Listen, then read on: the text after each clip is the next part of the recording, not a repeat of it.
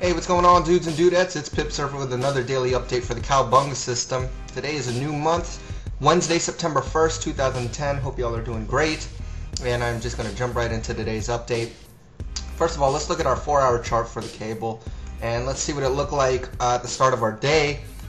You can see that our most recent trend change candle was a couple days ago. It's for a downtrend. And at the start of our day, we didn't have any new trend change candles. Therefore, our trend was still down. And at the start of the day, we were looking for short trades.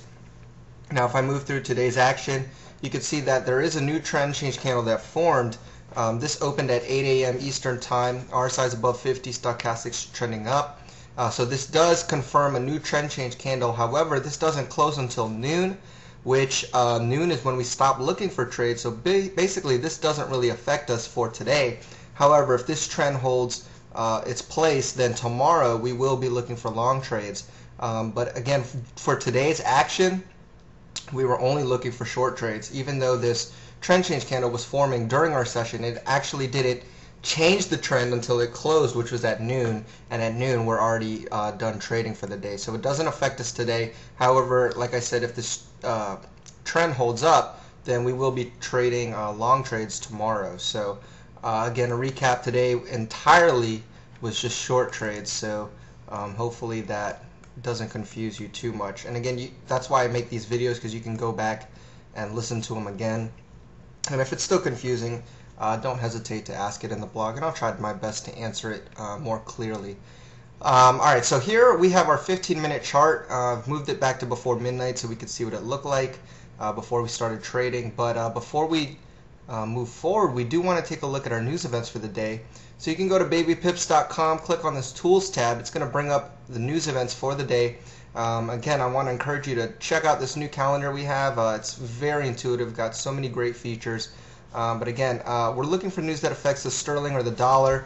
So under this currency column, we're looking for anything that says GBP or USD.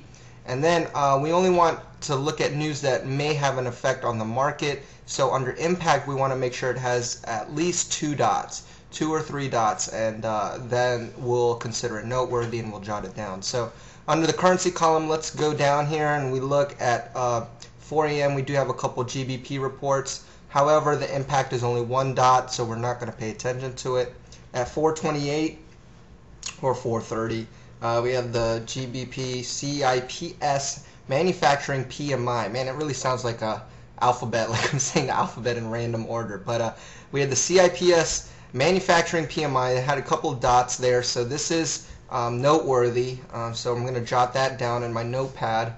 And then if we go down, 8:15, we had the USD ADP employment survey. Again, not too much importance there, so we're not going to regard it.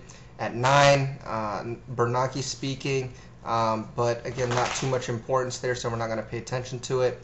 However, at 10, we did have the ISM manufacturing and construction spending, and both have significance importance, so we're going to mark that down as something to watch out for. So even though there was a lot of news reports, only a couple of them were worth noting, at 4:30 and then at 10. And so what I'm going to do is I'm just going to jot that down on a notepad, and you could do the same thing or set some kind of alert, because basically you just don't want to be in the market when those news events come out, and that's the whole reason why we're looking for those important news events. Alright, so now that I have that handy, I know I'm only looking for, and I'm going to test you here if you remember.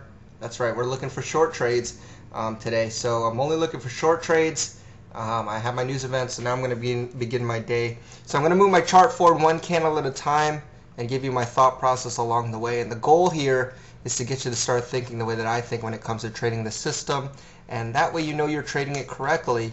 And once you know you're trading it correctly, then you can trust and rely on the statistics of the Cowabunga system, which has been proven to be profitable over the long run.